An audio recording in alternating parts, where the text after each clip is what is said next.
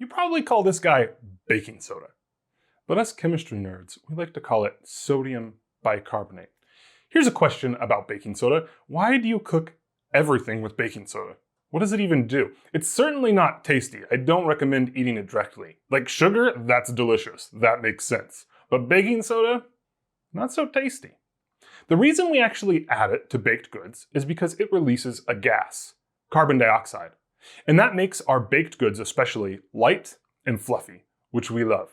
In this lab, we're going to take a closer look at this baking soda effect, where it releases carbon dioxide by baking the world's most disgusting treat, baking soda all by itself. Fortunately, it's a very simple recipe and it teaches you chemistry. Let's get cooking.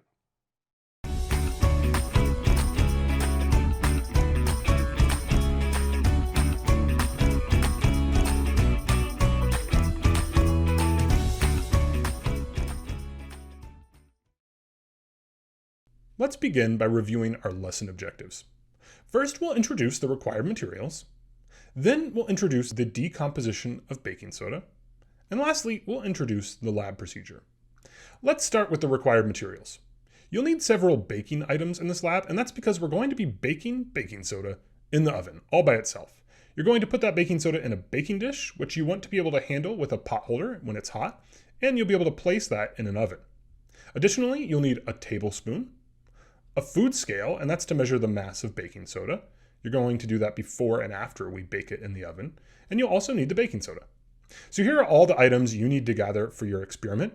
If you're ready to do the experiment now, go ahead and pause the video and gather all of these items and then continue with the lesson. All right, well, let's understand what's going to happen to our baking soda in the oven. It's going to decompose. The decomposition of baking soda starts with baking soda, which is HNaCO3. In the oven, at high enough temperatures, that will react and form carbon dioxide, which is CO2. It also breaks apart into water. And lastly, Na2CO3, which is called sodium carbonate. Take a close look at this chemical reaction. Do you notice anything that's not quite right about it? Well, it turns out it's not balanced. On the left side, we have one sodium ion, that Na there. And on the right side, we have two of those sodium ions. Everything else is balanced, but we need to fix this. How can we fix it? Well, if we put a 2 up in front of our baking soda, then we'll have a balanced chemical reaction.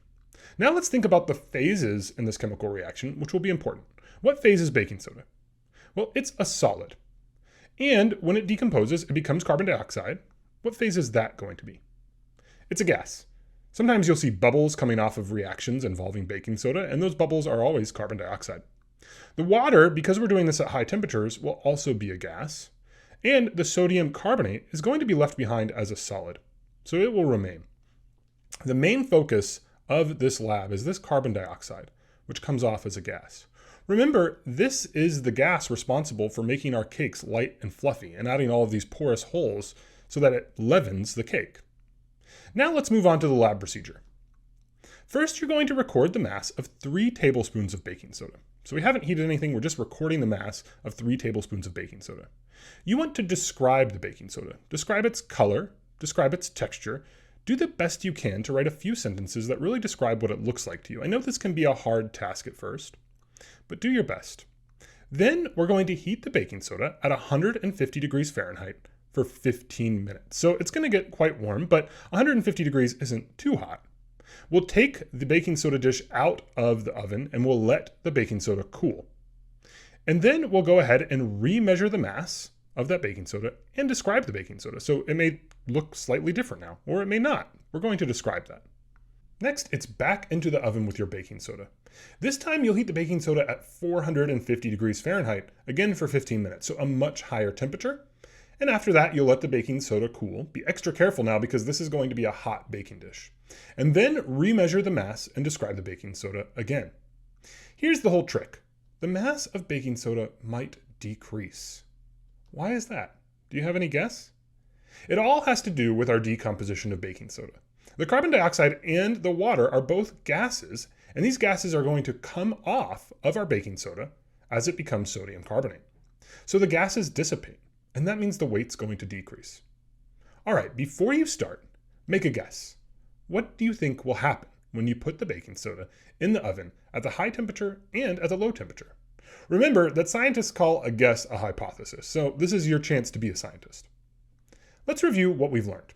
First, we introduced the required materials.